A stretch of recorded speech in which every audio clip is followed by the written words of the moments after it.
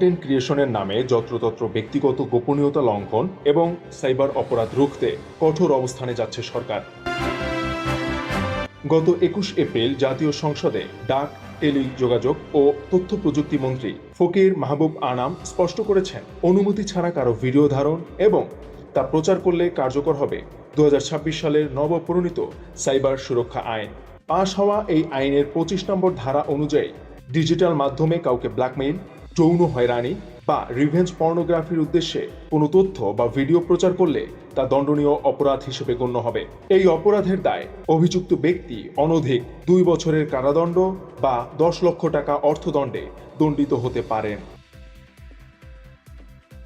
তবে অপরাধের মাত্রা ও ভুক্তভোগীর উপর ভিত্তি করে শাস্তির বিধানে রাখা হয়েছে কাঠিন্য।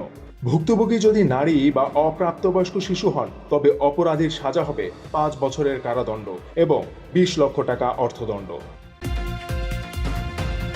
এছাড়া সাইবার স্পেসে প্রতারণা বা ভিডিওর ভয় দেখিয়ে চাঁদা দাবির ক্ষেত্রে ধারা ২২ প্রয়োগ করা হবে, যার সর্বোচ্চ শাস্তি ৫০ লক্ষ টাকা জরিমানা।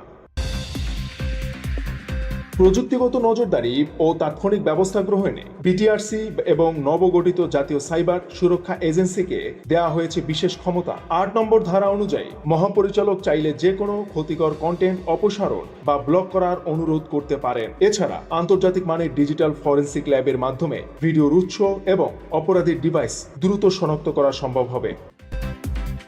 বিচার প্রক্রিয়াকে গতিশীল করতে এই আইনে তদন্তের সময়সীমা নির্দিষ্ট করা হয়েছে মাত্র ৯০ দিন। এমনকি দেশের বাইরে কেউ বাংলাদেশের নাগরিকের বিরুদ্ধে এমন অপরাধ সংঘটিত করলেও এই আইনের ৪ নম্বর ধারা অনুযায়ী তাকে বিচারের আওতায় আনা হবে।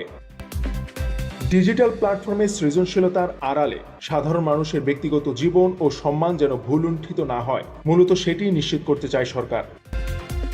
কন্টেন্ট ক্রিয়েটর পরিচয়ে স্বেচ্ছাচারিতার সুযোগ যে চিরতরে বন্ধ হয়ে যাচ্ছে, নতুন এই আইনি কাঠামো তারই ইঙ্গিত দিচ্ছে।